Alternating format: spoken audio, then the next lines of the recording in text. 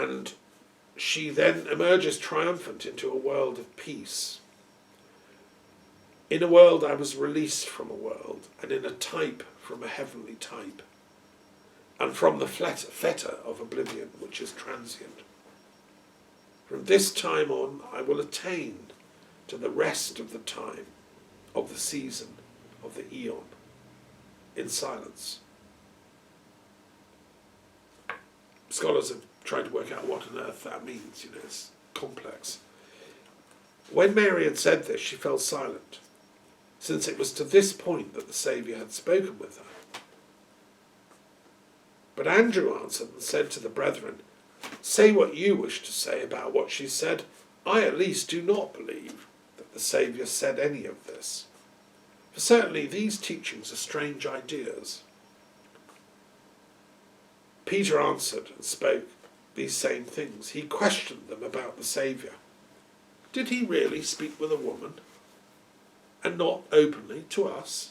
Are we to turn about and listen to her? Did he prefer her to us? Then Mary wept and said, "Peter, my brother Peter, what do you think? Do you think that I thought this all up in my heart, or that I'm lying about the Saviour?" Matthew answered, author of the Gospel, and said to Peter, "Peter, you've always been hot-tempered. Now I see you contending against the woman like the adversaries. But if the Saviour made her worthy, who are you indeed to reject her? Surely the Saviour knows her very well. That's why he loved her more than us.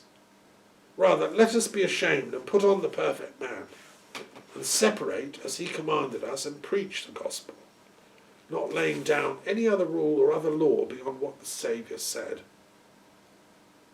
And that's where the gospel ends. And so Matthew comes to her defence against Peter, who's much more sort of wants to be the ruler kind of thing, not so intellectual. So you need to fully, to even begin doing biblical studies on Christianity in depth, you need to know all these 6 Gospels in depth. And people can read my commentaries or listen to my commentaries they're not printed out, but they're on audio form in the Green University. But that's not all. There's more.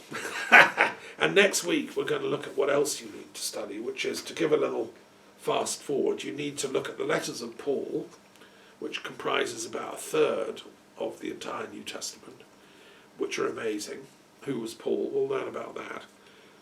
You also need to look at the book of Acts, which is Luke's part 2 after his gospel. That's after Christ died. He wrote what happened next. And that's about the resurrection and the risen Jesus and all that stuff, which we'll look at next week. And then you need to look at the Apocalypse of St. John again, which is about the end of life, the end of the world, the last judgment, good and evil, and Armageddon. And we're kind of living through all this stuff at the moment, so we're going to look at that next week. Okay. Meanwhile, let's keep not getting blown away by the storms and gales that are going through history at the moment.